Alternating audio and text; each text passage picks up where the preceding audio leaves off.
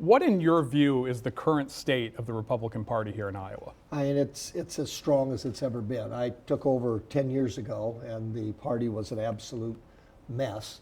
Owed a lot of bills, and Iowa was very, very deep purple, and 10 years later, we're very red. What do you think is the party's signature achievement in that time?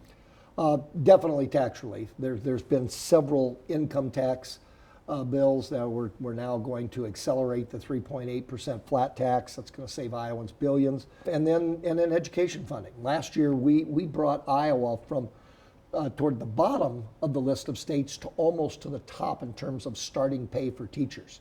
You brought up education. Obviously, nothing takes up more of the state budget than that. And for years now, I mean, as Republicans have touted, on paper this is true, funding has reached record levels, has continued to reach record levels, but it has not kept up with inflation. Isn't that effectively a cut for schools? We cannot break the bank to give those resources. And so ultimately, I think we are funding education at a level that's sustainable. Obviously, there's a lot of talk right now since the conviction. I'm sure you disagree with the decision. How in the world can you ever get a fair trial when you are pulling from the Manhattan jury pool? All I'm saying is, why not look at changes of venue? 2 of the 4 prosecutors that are going after him made it their campaign rhetoric to go after Donald Trump. The one judge actually gave to Joe Biden. He gave $15 to Joe Biden. And do I believe that the DOJ is being weaponized? Absolutely, I do. They also just convicted President Biden's son. There's a trial going on right now with Senator Bob Menendez that obviously doesn't look good for him right now. There's another case where a Democratic congressman, Cuellar, has been indicted.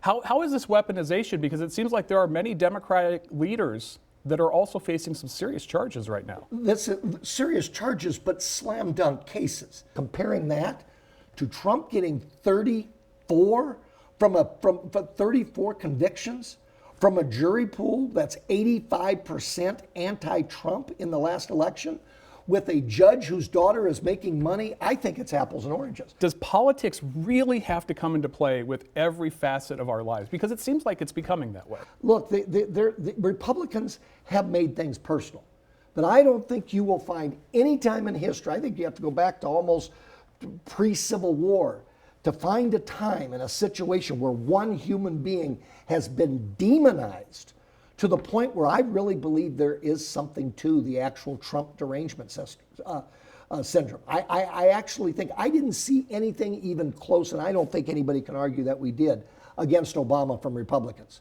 or against Jimmy Carter from Republicans. Was it hard hitting? Did we question? You better believe it. Was it this personal vitriol and viciousness?